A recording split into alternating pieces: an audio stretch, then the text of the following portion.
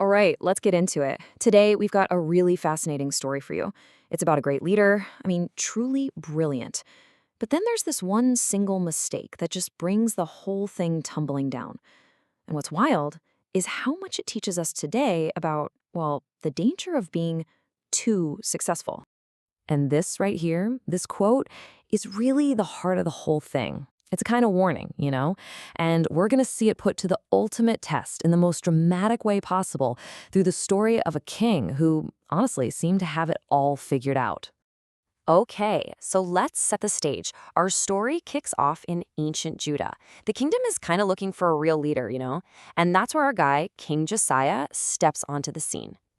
Now, you gotta understand, Josiah wasn't just any king. No way. This guy was one of the most righteous, most effective rulers his country had ever seen. By all accounts, he was a legit hero for his time, totally dedicated to his people and his faith.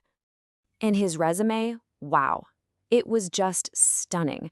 He gets the Holy Temple completely restored, which was a massive project. He puts the law of the land back in its rightful place. And then he throws this absolutely monumental Passover celebration that brings the whole kingdom together in a way nobody had seen for generations. And we're not just talking good here. His success was like legendary. That Passover celebration, it was so huge, so important, that the history books basically say, yeah, we haven't seen anything like this in centuries. He was, without a doubt, at the absolute top of his game. But you know how stories go. Right at the very peak of all the success, something completely unexpected pops up, a new challenge. And this one was going to test Josiah in a way none of his other victories ever had. So all of a sudden, you've got Pharaoh Necho of Egypt on the move.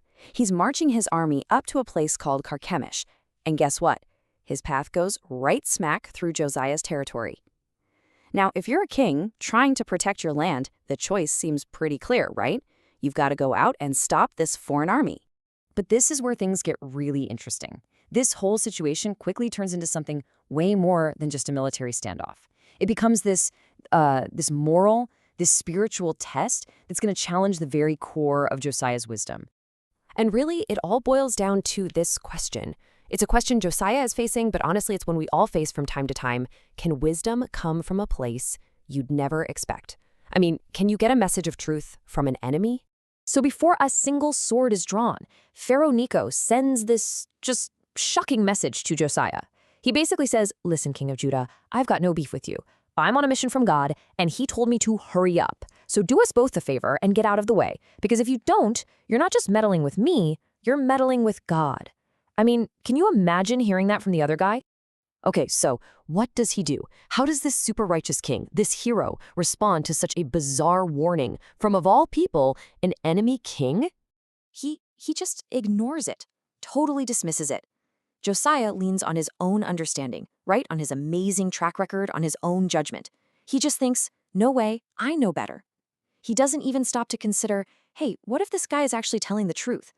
He completely failed to listen to the words that were, as it turns out, coming from God.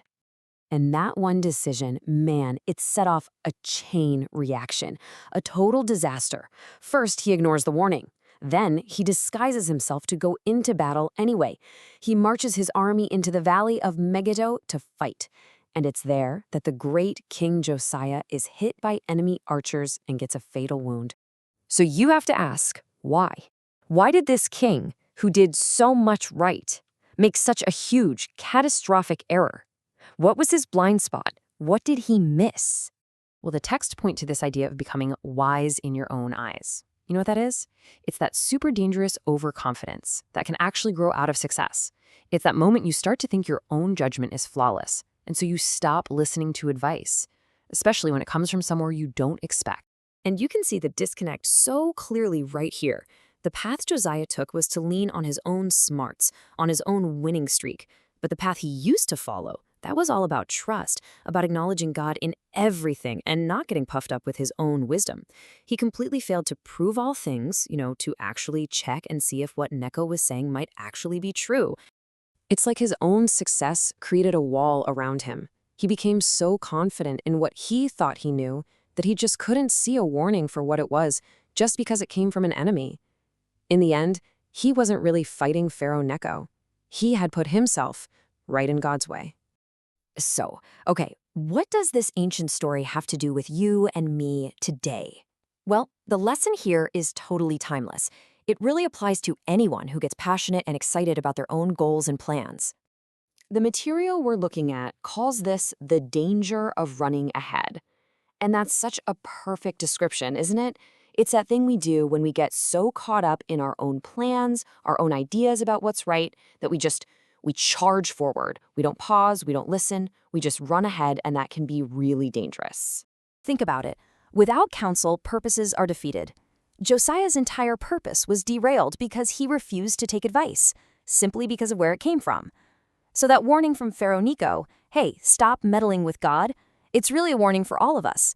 Sometimes we've just got to learn to step back and get out of the way.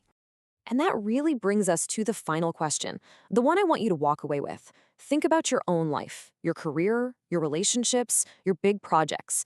Where might you be so confident, so sure that you know best, that you might be blowing right past a crucial warning? Where are you at risk of running ahead? It's such a powerful lesson, right? All from the king who knew just a little too much.